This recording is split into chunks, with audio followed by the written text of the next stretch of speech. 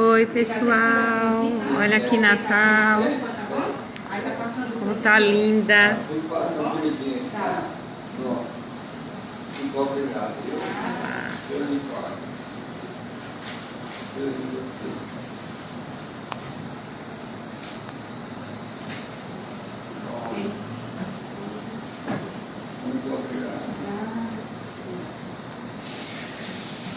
Eu já estou ao vivo, aguardando.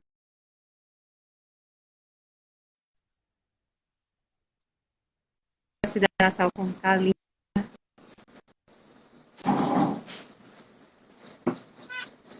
Boa tarde, Elisa. Boa tarde, Tá me Yuri. Boa tarde, ouvindo? pessoal. Estou lhe escutando bem. Você está me escutando bem? Estou escutando bem. Aí, o Agora vai pessoal dar está todo certo, né? online. Ontem a internet não deixou, né?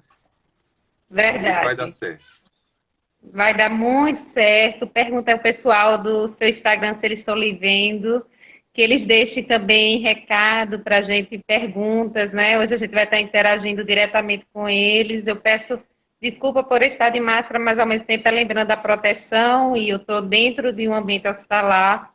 Gostaria que as pessoas entendessem, né, para poder estar aqui com vocês. Estou vendo aqui Angelina. Olha o pessoal entrando. Augusto Gêner, lá de Portugal. Tudo bom, Gêner? Giza, vai entrar muita gente aí, doutor Yuri, porque tem muita gente ansiosa esperando esse momento aí. Bom, se olha, Sabrina,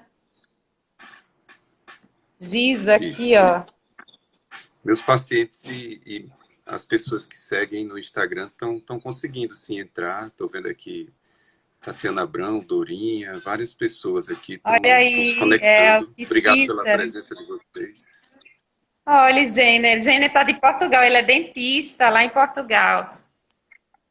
Olha, doutora Aí já Renata, Thalita.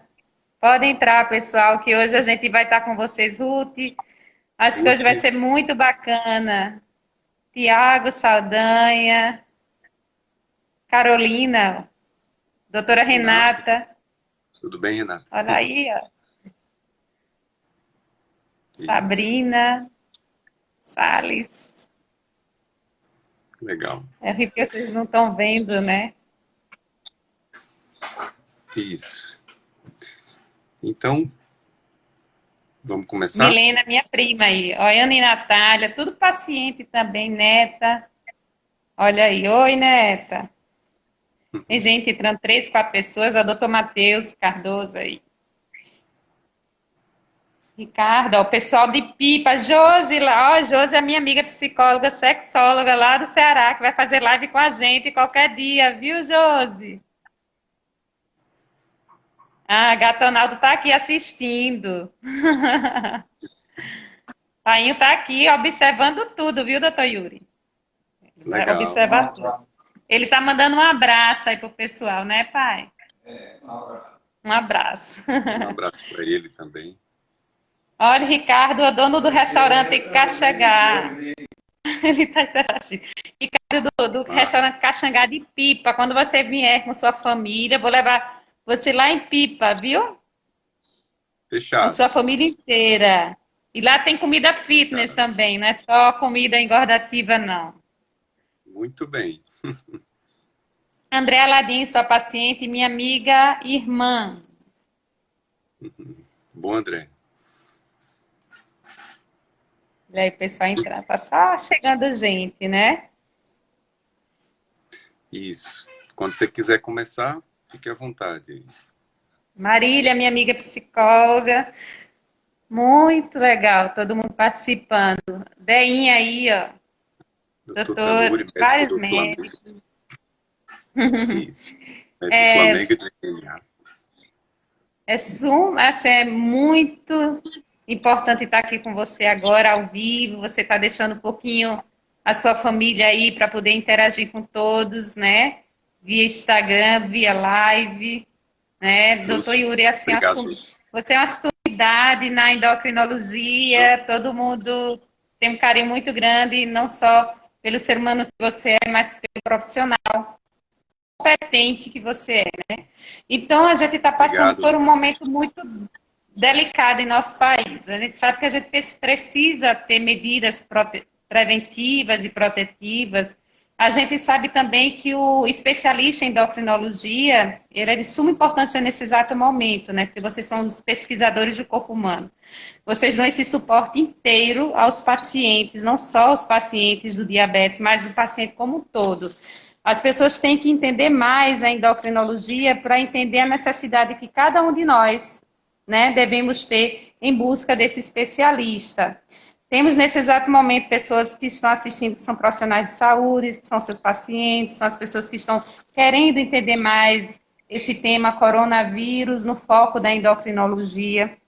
Eu queria que você falasse um pouco para as pessoas que estão aqui ao vivo. Ó, tem minha prima lá de Recife, eu estou vendo pacientes aqui também.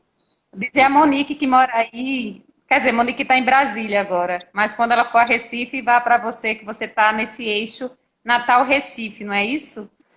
É isso, exatamente. Eu gostaria que você falasse um pouquinho para o pessoal que está assistindo o que significa, primeiro, ser esse especialista da endocrinologia e por que essa preocupação com o coronavírus.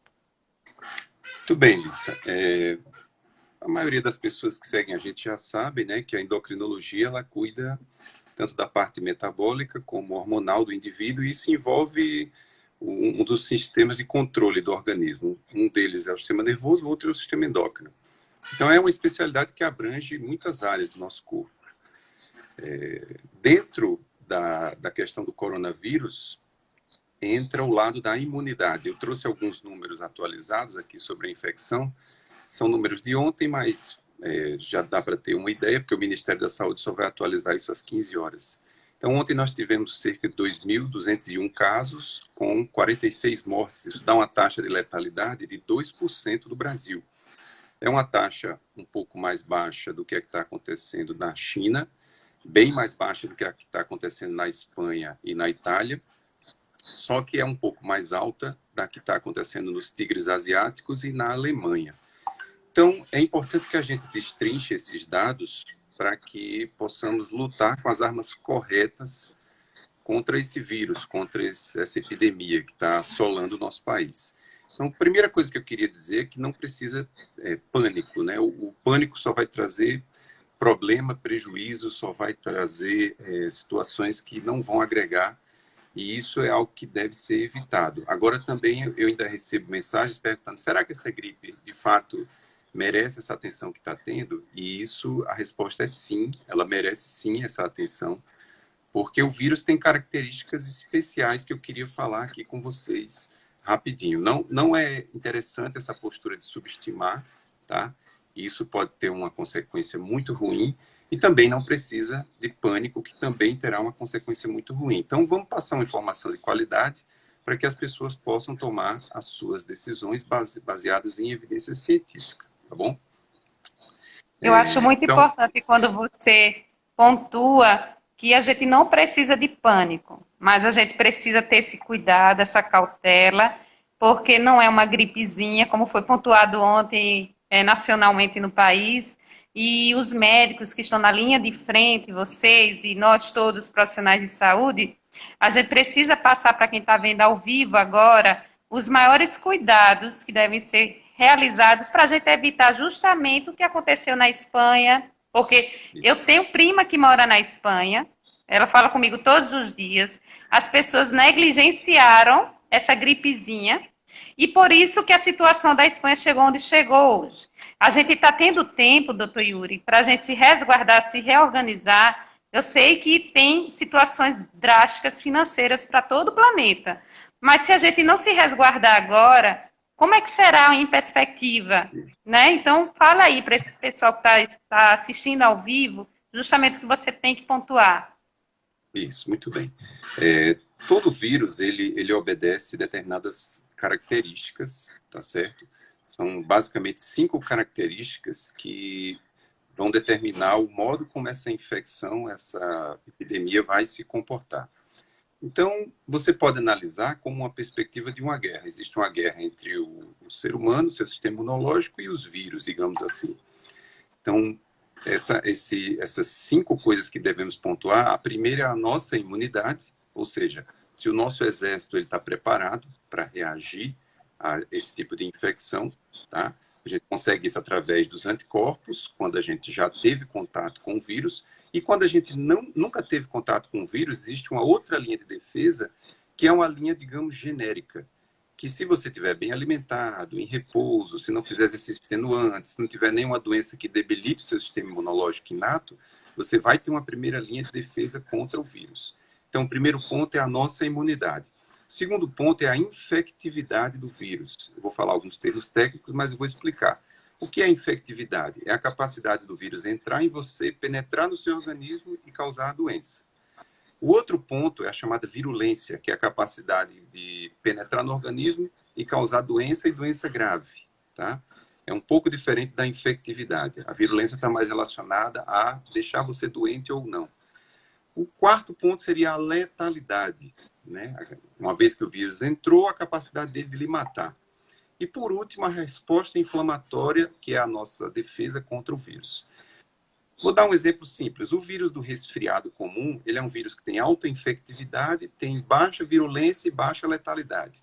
O vírus da raiva, que é um vírus transmitido através da mordida de animais contaminados, ele tem uma baixa infectividade, ele tem uma baixa virulência, você pode combater até mesmo uma vez que o vírus esteja dentro de você tomando vacina, porque ele tem um desenvolvimento lento, mas a mortalidade dele, a letalidade chega até 100%, tá? Então, por que eu estou falando isso? Porque toda infecção viral vai obedecer esse tipo de resposta. Vamos dar um exemplo aqui. Se eu me exponho, vamos supor que aqui em casa um dos meus filhos esteja com a infecção. Então, eu estou toda hora me expondo à secreção, contato. Então, a carga viral que eu vou receber dele é muito maior. Se um profissional da saúde está lidando com uma pessoa doente, a carga que ele vai receber é muito maior. Então, entra aquela história do exército, né? Eu vou lutar com o meu exército contra o exército do vírus. Se a minha imunidade estiver melhor, vai ganhar do vírus. Se a carga viral for muito alta, a chance dele suplantar o meu exército vai ser grande. Então, eu vou ter um combate, e esse combate é o quinto ponto, que é a chamada resposta inflamatória. Em última análise, o que mata o indivíduo é a sua própria resposta inflamatória, não é o vírus. É a sua arma usada para matar o vírus que acaba lhe matando também.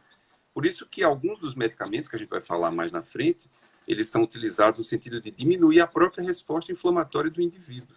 E isso faz com que a taxa de sobrevida aumente bastante. Então, uma vez que a gente entende isso, fica fácil entender como se comporta o vírus, como combatê-lo. Porque o que vem sendo propagado, e de forma correta, é o isolamento, porque você vai diminuir a exposição, diminuir a carga viral, a questão de higiene, para você, da mesma forma, impedir que o vírus entre dentro de você, né, utilizando aí as diversas maneiras, sabão, água sanitária, álcool em gel, limpando as superfícies, limpando roupas, cuidado com calçados, as máscaras. Isso é muito válido, sim. Devemos subestimar, devemos sim manter as medidas de contenção. Só que quando nós analisamos casos específicos, por exemplo, vamos analisar o caso da Alemanha. Não dá para comparar a Alemanha com o Brasil, porque o sistema de saúde lá é infinitamente melhor. Mas vamos comparar a Alemanha com o Brasil, por exemplo. Na Alemanha, nós temos uma taxa de mortalidade de 0,36%. É uma taxa relativamente baixa, tá? E o que faz a Alemanha ter esse comportamento tão peculiar? Você tem um sistema de saúde muito bom, que pode dar assistência ventilatória caso os pacientes compliquem. Você tem testagem em massa na população, o que faz com que eu consiga isolar de forma precoce os contactantes. E lá houve duas características interessantes, que o combate à epidemia começou de forma precoce, isso fez com que a população se precavisse, e também lá apenas 20% da população que se infectou tem mais de 60 anos. Isso é um dado super interessante. A média dos infectados lá é 47 anos. E o fato de você testar em massa a população acaba traduzindo para nós a mortalidade real desse vírus. Por quê? O que é que está acontecendo no Brasil? A gente só testa quem está internado e quem está relativamente grave. Então, eu não estou testando aquela pessoa que está em casa, que está em isolamento, que pegou o vírus e vai ficar bem. Se eu testasse todo mundo, logicamente que o número de mortos em relação ao número de infectados iria cair. Então, na Alemanha, dá para ter uma perspectiva mais real do que acontece se o vírus acometer pessoas mais jovens, se você tiver uma boa assistência de saúde, no caso das pessoas que complicaram, e a gente começa a ter uma perspectiva mais real das proporções do que é essa infecção. E por que é que tem que fazer o isolamento? Ah, doutor, você está falando que só morre 0,36%? Por que tem que fazer o isolamento? Porque a gente tem um sistema de saúde bem mais precário que o da Alemanha, e a gente tem que Verdade. tentar, ao máximo, achatar essa curva, porque senão o sistema vai se sobrecarregar. Essa é a ideia. A ideia não é você impedir que a pessoa se infecte, porque uma hora ou outra alguém vai se infectar, não tem jeito. Muito difícil você ficar imune a isso. Só seria possível se tivesse vacina. Mas a ideia é que muitas pessoas não precisem simultaneamente do sistema de saúde. Essa é basicamente a ideia. E no Brasil, você sabe, aí no Valfredo Gugel, tem muitas pessoas que me seguem que não são do Rio Grande do Norte. Valfredo é o maior hospital público do estado. Você não tem vaga nem no corredor em situações normais. Imagine em uma situação onde a demanda cresça 10, 15, 20, 30%. Então, simplesmente não vai ter. As pessoas vão morrer sem assistência. Por isso a E necessidade. essa é uma demanda diferenciada, né? Porque assim, ninguém foi avisado, a gente foi pego de supetão no planeta todo, ninguém está tendo tempo para poder se resguardar ou fazer estruturas gigantescas, né? Imagine no nosso país. Isso. Não dá para comparar, por exemplo, algumas pessoas colocam esses gráficos com mortalidade do câncer, da tuberculose, porque essas entidades têm mortalidades constantes. O coronavírus ele está com a mortalidade em expansão. Então, isso é algo que não tem como fazer esse tipo de comparação, é algo esdrúxulo, tá? Mas o que é que precisa ser feito? Tendo em vista esses números na Alemanha, essas condições peculiares, a gente percebe uma coisa que foi, inclusive, uma recomendação do governo de Israel, que a medida principal é o chamado isolamento vertical, que foi aventado ultimamente pela mídia. O isolamento vertical, que seria você isolar preferencialmente os idosos, você fazer a maior parte de testes possíveis para conseguir determinar isso, esse isolamento, e tentar minimamente manter a economia girando, né? Isso é algo que, a nível de Brasil, é complicado, né? É complicado porque nosso sistema de saúde é muito frágil, a gente não tem testes suficientes, a gente não teria condições de absorver uma demanda muito alta no sistema de saúde. Mas o que parece ser uma luz no fim do túnel, já que a vacina é algo que vai demorar, vacina não é algo a curto prazo, tá? Não se iludam. Os Vai estudos demorar. para a vacina são 6 meses, um ano.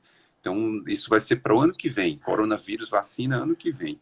O que a gente vai ter agora é um entendimento de como a epidemia se comporta e uma série de mudanças de hábito que devemos ter para evitar com que essa curva se fique com um ângulo tão agudo, um ângulo de subida tão agudo. Então, o ideal é, de fato, sim, seguir essas medidas. Nós temos já medicações em teste, nós temos a hidroxicloroquina, que nada mais é do que um medicamento anti-inflamatório. Ele visa diminuir a síntese proteica tanto nas nossas células como a síntese da célula que foi infectada pelo vírus. Com isso, eu diminuo a resposta inflamatória e eu diminuo a própria replicação viral. Só que é muito precoce para você sair na farmácia comprando hidroxicloroquina e tomando e se automedicando, porque foram estudos pequenos, foi um estudo de um grupo francês, não era um estudo duplo cego, randomizado, existem vieses, era uma população pequena, enfim, é uma esperança sem sombra de dúvida, mas é necessário que você tenha um pouco mais de teste, um pouco mais de paciência e o saber que esse medicamento foi aplicado em pacientes graves, pacientes internados, não em pacientes que estavam em casa, tá bom? Existe um medicamento chamado de lopinavir, que é para tratar o HIV, também é um recurso que vem sendo testado. E existe um medicamento, um antiviral, usado para tratar o ebola, que é o Remdesivir. Então, também é uma possibilidade. Existem alguns medicamentos que inibem o sistema imunológico, né? São os chamados MABs, os anticorpos monoclonais, que também têm sido testados. Mas isso tudo num contexto de pacientes graves, tá bom? É importante que as pessoas mantenham, sim, a precaução. Algumas pessoas têm me perguntado sobre dietas da moda, sobre atividade física. Esse não é o momento ideal para se fazer dietas extremamente restritivas, porque você vai diminuir a imunologia, vai diminuir a sua capacidade de responder ao vírus. Então, isso vale para todas as dietas. Não existe nenhuma dieta onde você tem alguma proteção contra o vírus. O que vai acontecer é que uma alimentação saudável, que forneça todas as calorias e todos os nutrientes, vai lhe deixar saudável, tanto física quanto de forma imunológica. Você também não deve fazer exercícios extenuantes, exercícios extremamente intensos nesse período, porque isso também vai ocasionar uma imunodepressão, isso deve ser evitado.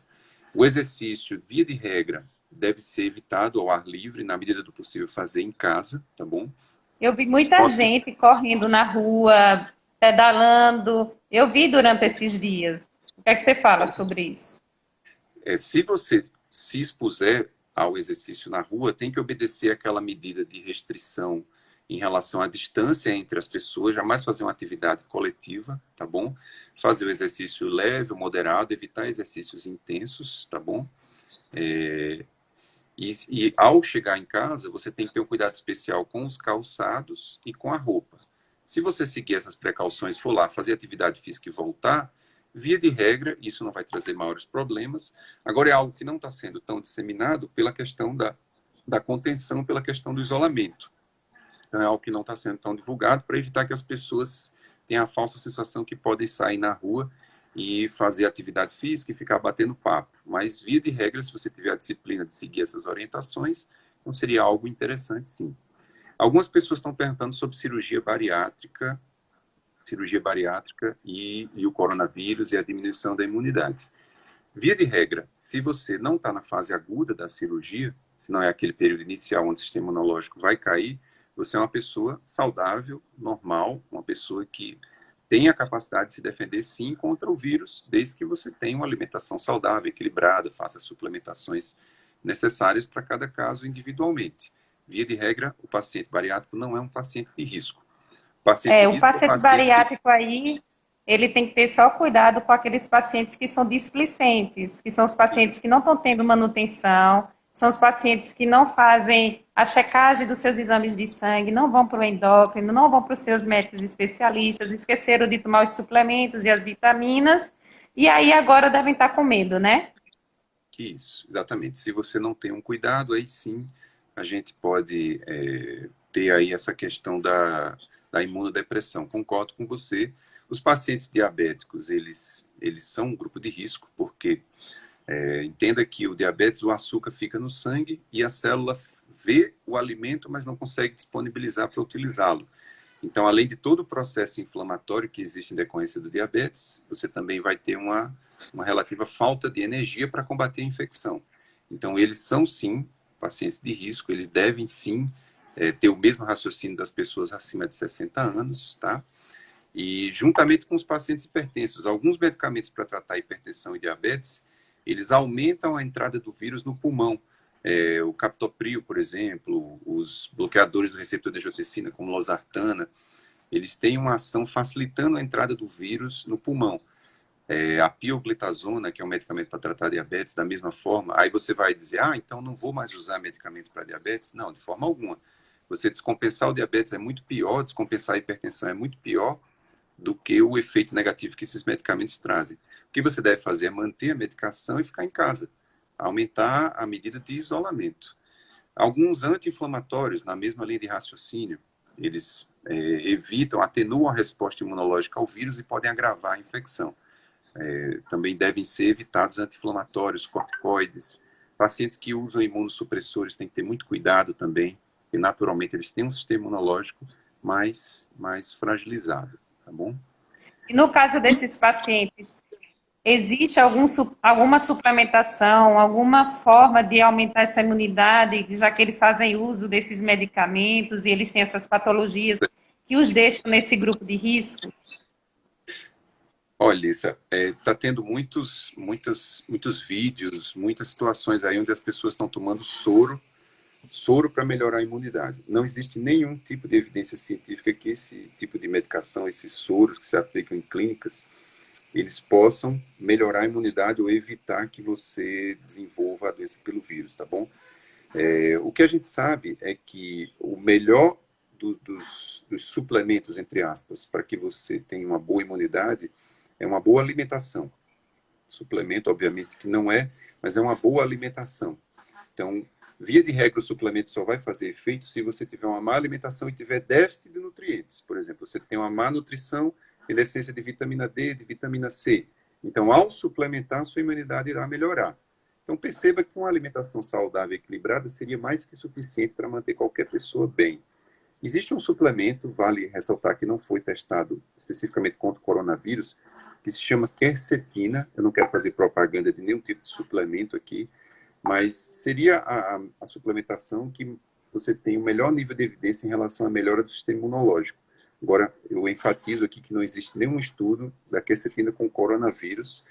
Vocês têm mais estudos em relação a atletas, em relação à diminuição de infecção de vias aéreas superiores, mas é o que tem um pouco mais de benefício. Os probióticos também você tem algum grau de evidência em relação à melhora de imunidade, mas muito pouco. Então, eu acho muito precoce, muito prematuro a gente fazer uma corrida às farmácias de manipulação, que as pessoas busquem esses soros, esses suplementos. Eu acho isso temerário, eu acho que isso deveria ser evitado. Deve-se focar, sim, numa boa alimentação, no repouso, evitar estresse inclusive psicológico, com excesso de informações.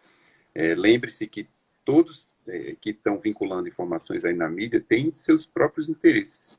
Então, as pessoas têm que saber filtrar a informação, e por isso que a gente está fazendo a live. E o que eu tenho feito é evitar excesso de WhatsApp, evitar excesso de rede social, ficando mais aqui com a família, assistindo filme, trabalhando aqui nas minhas aulas, respondendo mensagens dos pacientes, enfim. Eu acho que você pode falar até melhor do que eu, mas eu acho que isso é sim deletério e isso traz muito mais mal do que uma possível você querer tomar um suplemento, alguma coisa desse tipo, sem informação embasada. Queria até que você falasse mais sobre isso. Que possa estar ajudando de forma...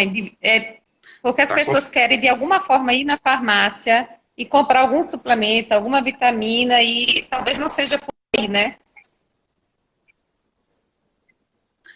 Olha, se é aquela história, se bem não fizer, talvez mal não vai fazer também. As pessoas podem ficar à vontade, né? Pode utilizar, sim, alguma suplementação, caso ela ache necessária, mas eu não recomendaria uma ida em massa às farmácias para comprar esse tipo de coisa, porque a evidência é muito pouca, né? A gente sabe que E os pacientes vai funcionar diabéticos? se você tiver deficiência. O paciente diabético, a melhor medida que ele deve fazer, no momento, é controlar bem o próprio diabetes. O diabetes descompensado causa uma queda ainda mais acentuada da imunidade. A principal medida para o diabético seria o controle da doença de forma mais precisa. E, em consonância com isso daí, o Ministério da Saúde e o Conselho Federal de Medicina liberaram a chamada telemedicina. Então, desde o dia 23, né, foi liberada uma resolução em caráter temporário, tá? Para que a gente possa atender de forma normal os pacientes via teleconferência. Então, a gente está disponibilizando isso sim, porque nesse momento é muito difícil você dizer o que é serviço essencial e o que não é. Controlar o diabetes de um paciente grave passa a se tornar um serviço essencial, levando em conta que se ele descompensar, ele vai se tornar grupo de risco e vai aumentar ainda mais sua mortalidade, tá bom? Então, isso é uma boa notícia e a gente, a partir de segunda-feira, vai tentar implantar isso daí no consultório, tá bom? Doutor Carlos Alexandre, ele está ao vivo e ele está perguntando se você pode falar sobre a resposta inflamatória aumentada do obeso e do paciente com doença metabólica. Excelente, Carlos. Muito bem. Obrigado aí pela participação. Carlos Alexandre, grande cirurgião bariátrico aí, Natal, Rio Grande do Norte, da equipe de Ilissa Dantas. Então, foi uma ótima pergunta, porque a obesidade, ela se comporta como o paciente obeso se comporta como um paciente inflamado crônico. Então, é como se, imaginem um corte que você tem na pele, aquela reação inflamatória, vermelho, calor, rubor, aquilo ali de forma crônica,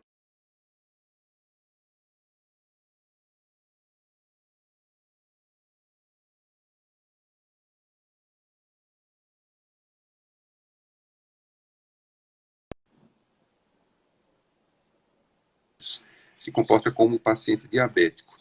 Então, a gente tem que ter uma atenção especial, sim, foi muito bem lembrado aí por Carlos, porque os pacientes diabéticos e obesos, eles tendem a ter a infecção mais fácil. Uma vez que adquirem a infecção, eles tendem a ter quadros mais graves. Eles tendem a ter outras comorbidades, inclusive a comorbidade número 1 para aumento de mortalidade é a coronariopatia, é a doença coronariana. O paciente que é cardiopata, ele é o número 1 em termos de mortalidade, até mais que o obeso, até mais que o diabético. Por quê? Eu falei no início da live, o pior cenário é a resposta inflamatória. Então, é como se eu tivesse que disputar uma corrida de 100 metros que não para nunca. Eu vou ter que demandar do meu coração, do meu pulmão, do meu sistema cardiorrespiratório para combater aquele vírus. E se ele já parte de uma premissa que o sistema não é bom, o combate àquele vírus também não vai ser bom. Então, a mortalidade desses pacientes é muito alta, tá bom? Também não deve subestimar de falar assim, eu sou atleta, por isso eu estou imune. Não é isso, tá, pessoal? Lembrem-se que aquela comentário que eu fiz no início da live, que dependendo da carga viral que você se expõe, e se você é um atleta e faz um exercício intenso, a sua imunidade vai cair. Então, esse binômio, carga viral alta com imunidade temporariamente reduzida, pode sim comprometer e fazer com que uma pessoa jovem tenha a infecção, tá certo? Que mais? Tem várias pessoas perguntando aqui. A taxa de letalidade da Alemanha, Andréia perguntou, a taxa de letalidade da Alemanha não estaria numericamente baixa também por haver testes em massa, reduzindo a proporção de infectados e mortos? Exatamente, Andréia, eu já tinha comentado na live, eu acredito que a testagem em massa passa exatamente a quantidade real de mortos, a proporção real de mortos que a infecção ocasiona, né? Isso, muito bem. Que mais? Fabiola está perguntando aqui, é fácil quando se sabe que se pode ir para o Einstein, que vai depender de um respirador. E quem vai depender de respirador em hospital público? Perfeito. Por isso que aquele comentário no início da live, para a gente tentar achatar a curva, o ângulo da curva de subida. Exatamente. A pastora Carla está entrando aqui com a gente também. O que mais? Léo Cartacho, um abraço, Léo. Tem muitos pacientes que perguntaram também nessa questão do remédio. Sobre o melhor remédio. Pode falar. Como era que os pacientes iriam fazer sobre a questão das receitas, dos medicamentos, o que é que eles podem estar sendo orientados, né? E eles estão muito nervosos sobre isso. Em relação a Natal, a gente tem um serviço de dispensação de medicamentos de alto custo, né?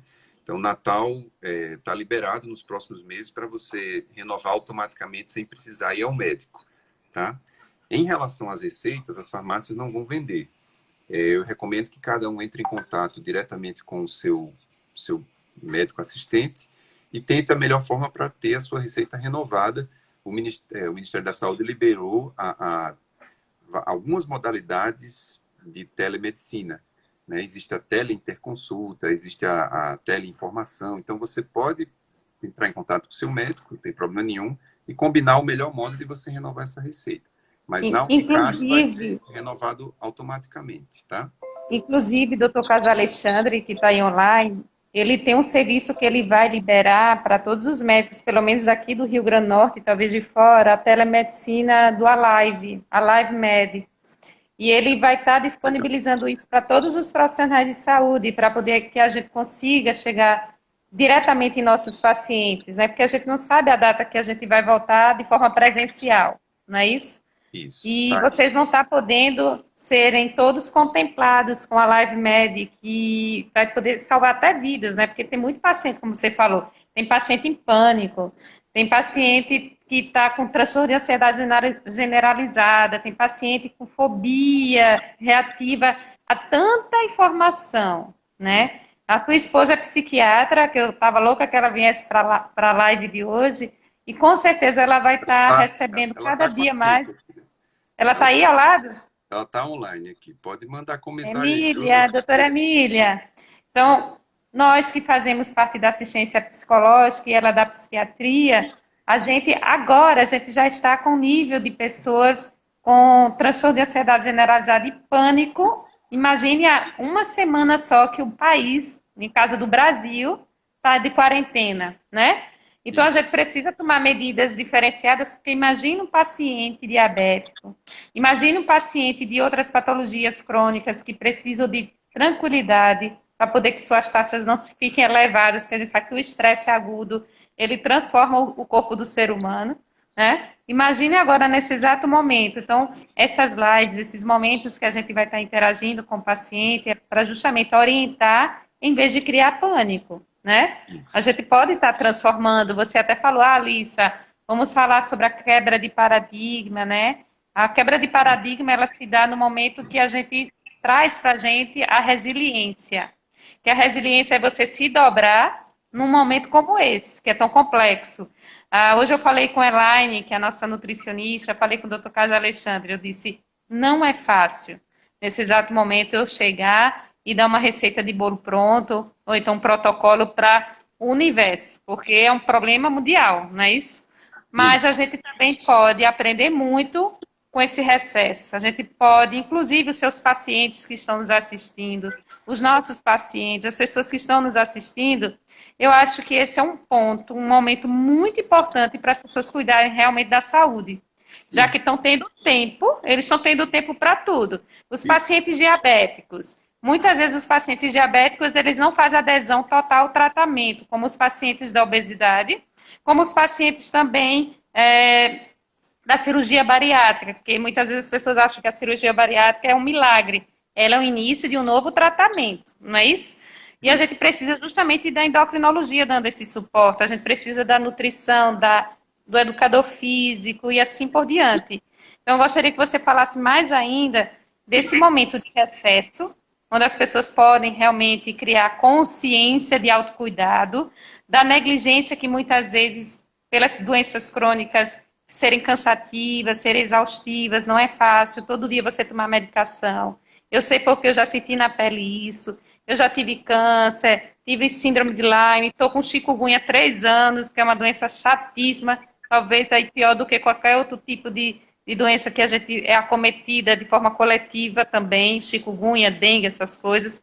Mas eu gostaria que você pontuasse essa questão da adesão real ao tratamento, principalmente por ser um endocrinologista e ver isso todos os dias no seu consultório. Isso. Dentro dessa linha também cabe algumas perguntas aqui que o pessoal tem feito.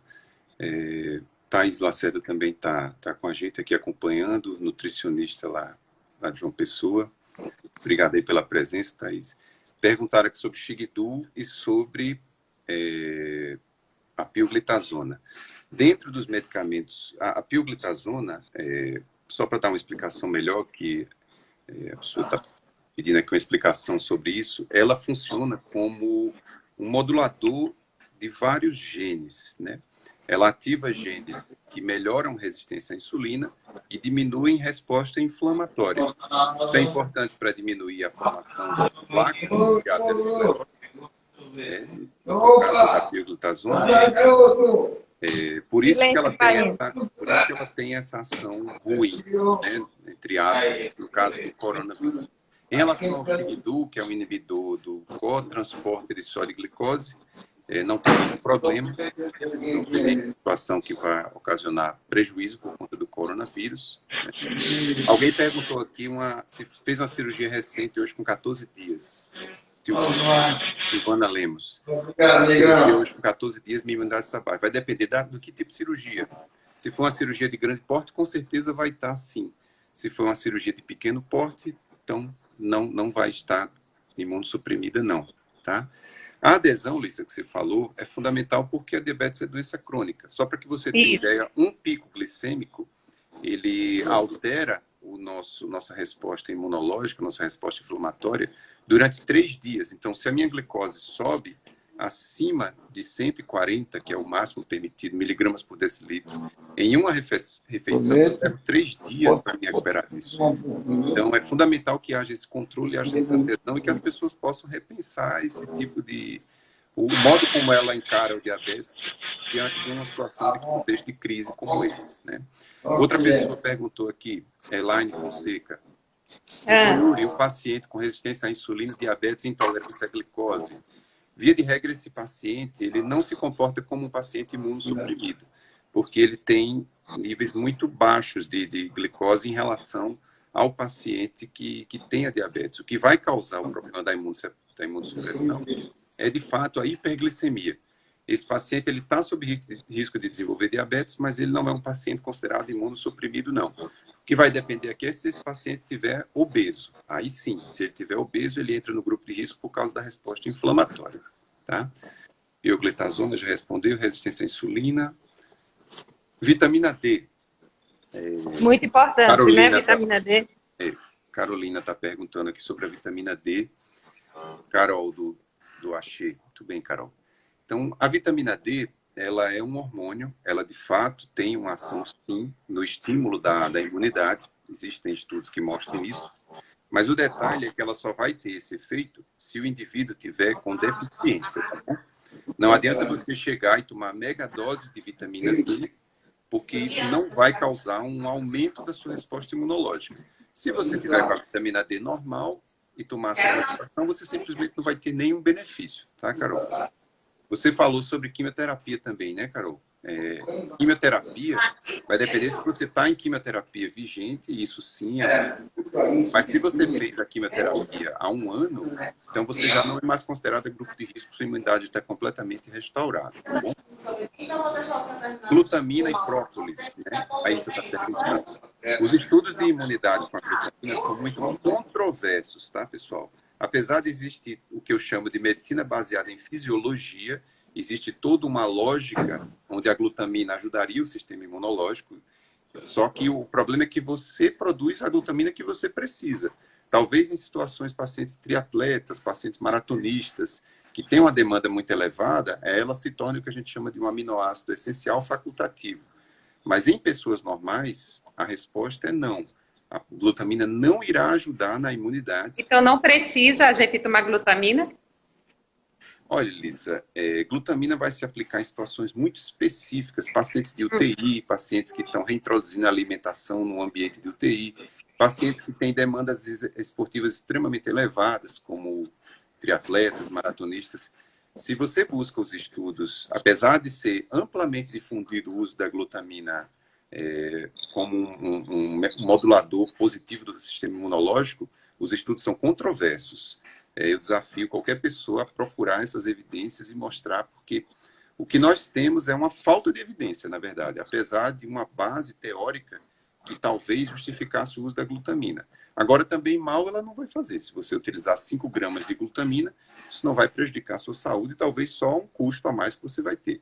O própolis é uma substância secretada pela abelha, é uma substância antibacteriana. Então, via de regra, também não teria nenhum efeito no coronavírus, tá? Sou paciente bariátrica, aqui Simone, tenho anemia persistente, sou paciente de risco, já fiz reposição, mas ainda continuo com anemia. Anemia não seria considerada um grupo de risco, tá? A não ser que você tenha a chamada anemia megaloblástica, por falta de B12. Aí a gente tem que ver qual o seu tipo de anemia, porque com a anemia megaloblástica você tem deficiência não só das hemácias, como também da produção de leucócitos, tá? Perguntaram sobre o diabetes tipo 1. Elaine está perguntando sobre o diabetes tipo 1 e também sobre o diabetes em crianças, nesse caso. Tá. O diabetes tipo 1, ele é bem mais grave que o tipo 2 e ele tem bem mais tendência a descompensar que o tipo 2, tá? Então, o que a gente tem que ter em mente é o seguinte: se o paciente estiver bem controlado, ele vai se comportar como uma pessoa teoricamente saudável. O foco tem que ser o bom controle, independente se você é tipo 1 ou tipo 2. Na criança, o diabetes tipo 1 tende a ser mais grave, tende a ser mais, tende a precisar de insulina de forma mais precoce em doses mais altas.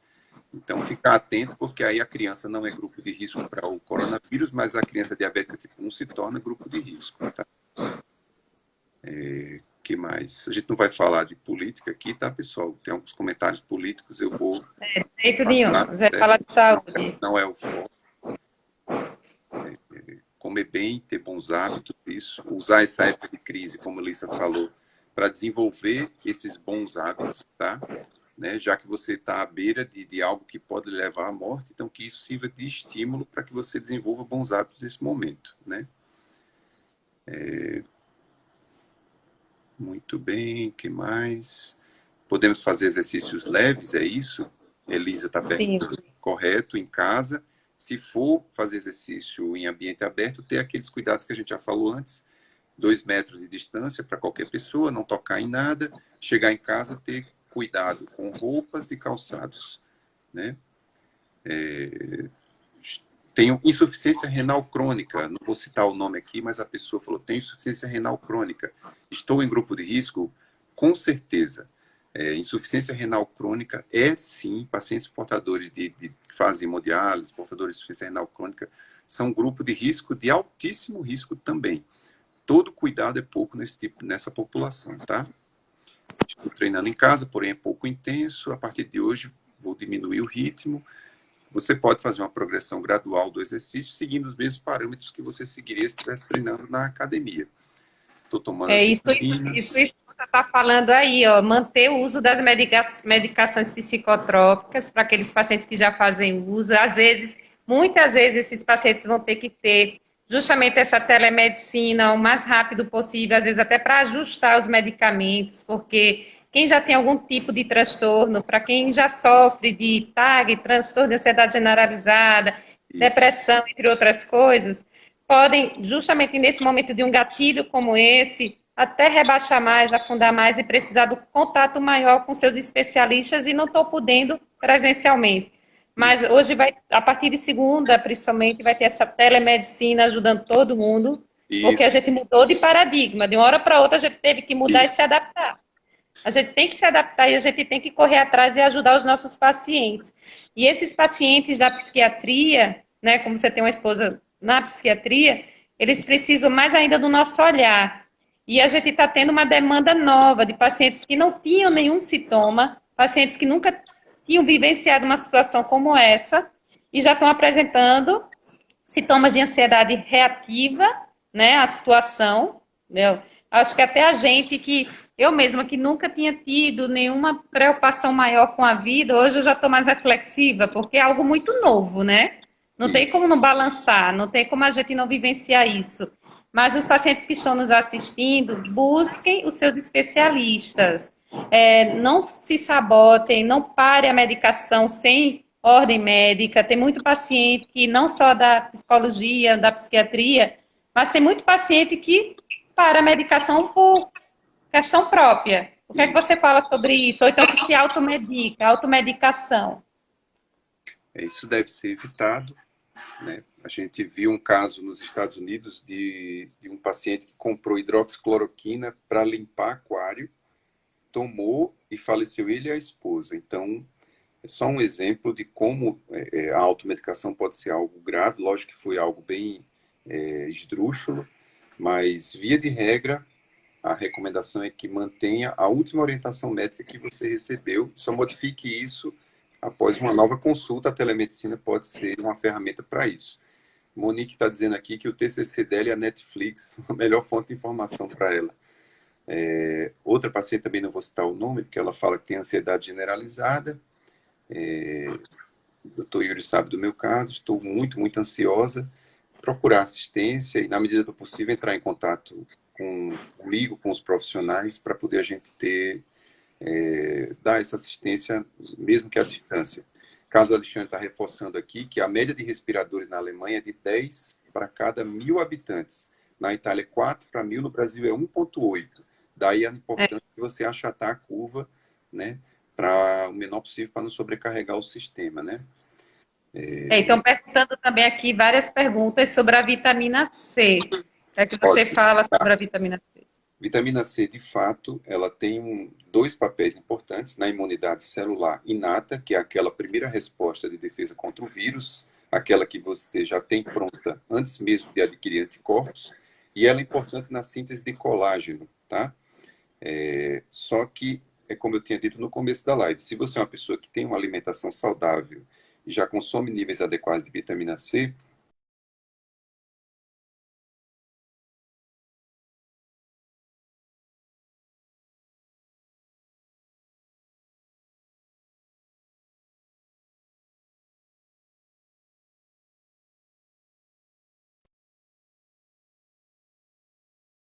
vamos ver aqui, Quanto ao diabetes tipo 1, bariátrica, já foi respondido, criança. Outra coisa, doutor Yuri, Pode falar. sobre as mulheres na menopausa. As mulheres na menopausa, nesse exato momento, nível de estresse, o que é que você pode falar sobre as menopausadas? O que é que já tem Tá. de tratamento mais atual, eficaz para as mulheres nesse exato momento? Ó, menopausa não configura um quadro de imunodepressão, tá? O que talvez nesse contexto do coronavírus fosse mais importante é a alteração no psicológico que as pacientes enfrentam pela deprivação hormonal, pela falta do hormônio no sistema nervoso.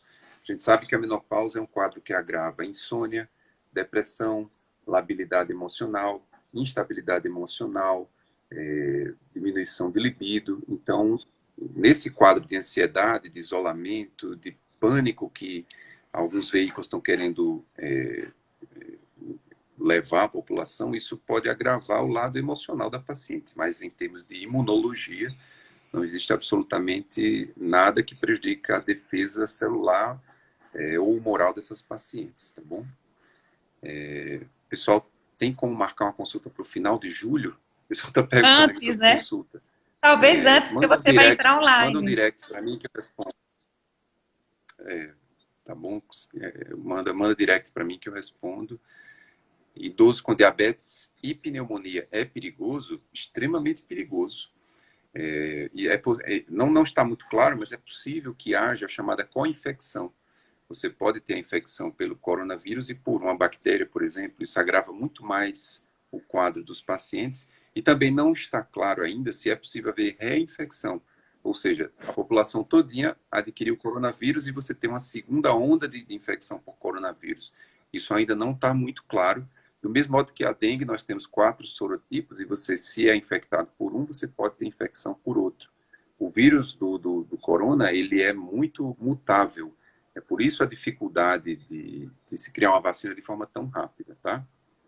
Diminuir o estresse, vitamina C, a Nemília está falando aqui, manter o uso das medicações psicotrópicas, caso você faça, muito bem, para não descompensar ainda mais quadros psiquiátricos aí nesse contexto, né, de estresse. E a Ana Mília também lembrou aqui dos psicólogos que fazem atendimento online, psicoterapia ajuda muito no enfrentamento, mecanismo de regulação emocional.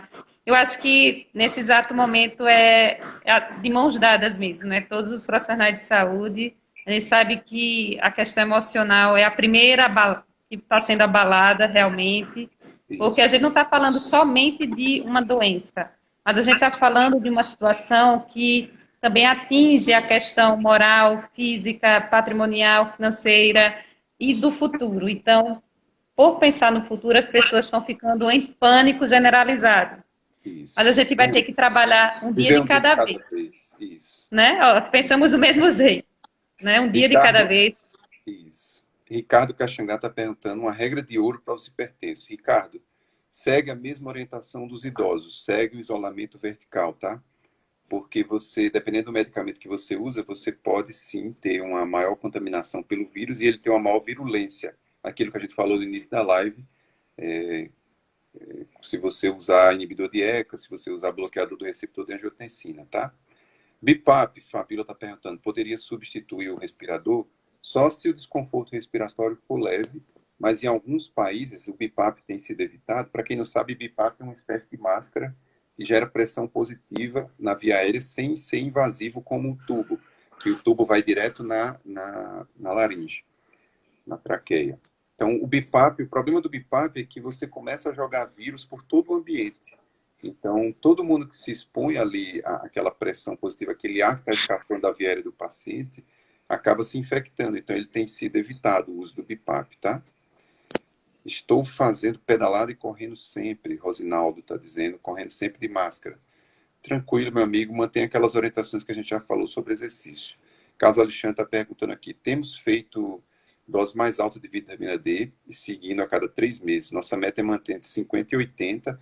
Encontramos normalmente 19 antes da cirurgia e entre os seus pacientes. Carlos, é o seguinte, você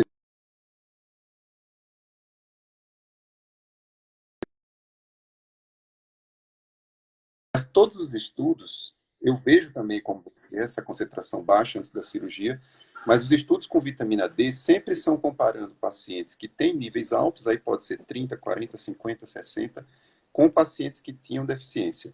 Então, eu não posso dizer que o nível de 50 ou de 80, ele seria superior a um nível de 30, porque os estudos sempre estão comparando os pacientes com deficiência e pacientes com algum nível acima de 30. Então, a recomendação da Sociedade Brasileira de Endocrinologia é manter acima de 30, principalmente se for grupo de risco. Bariátrico é grupo de risco, idoso, paciente com osteopenia, esses são considerados grupo de risco pela SBEM, tá? Estou tomando vitamina D, está meio baixo, com vitamina D meio baixa, continua, Monique deve continuar assim. Que mais? Idoso com pneumonia, vitamina C e vitamina B ajuda? Olha, nesse momento, se ele está com pneumonia, o principal é a antibiótico terapia. Você tem ali a chamada hora de ouro, né? São as primeiras 3 horas da pneumonia, do quadro de sepsis, para você resgatar esse paciente. Então, pensar que a vitamina vai poder ter um papel positivo nesse quadro é um erro. Isso pode agravar um tratamento eficaz, pode levar o paciente, inclusive, a óbito, tá? Procurar uma assistência. Se for idoso com pneumonia, tem que ir numa assistência médica de urgência. Osteoporose e osteopenia não são fatores de risco, tá? Elaine perguntou. Teônia está entrando aqui com a gente também. Vitamina C, já e o doutor Carlos está perguntando, gostaria de saber do risco dos pacientes com síndrome de Addison ou pacientes com uso crônico de corticoides. Boa. Síndrome de Addison e uso crônico de corticoide também entra no grupo de risco, tá? Já alertei pelo menos 2 pacientes meus que são desse grupo que me contactaram para que sigam a mesma precaução de prevenção vertical que a gente já falou para os idosos, tá? Carlos Alexandre falou de novo aqui, precisamos evitar que o nosso paciente vá até o pronto-socorro, correto? Isso. A gente tem o recurso da telemedicina, da teleorientação, que foi liberada pelo Conselho Federal de Medicina. Esse é o momento dos pacientes usarem e abusarem do recurso tecnológico aí, tá? Muito boa essa live, Lisa está elogiando aqui, tirou muitas dúvidas.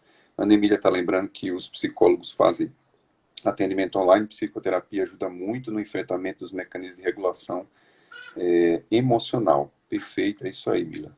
Muito bem, vamos usar a telemedicina, se está disponível, vamos utilizar, né?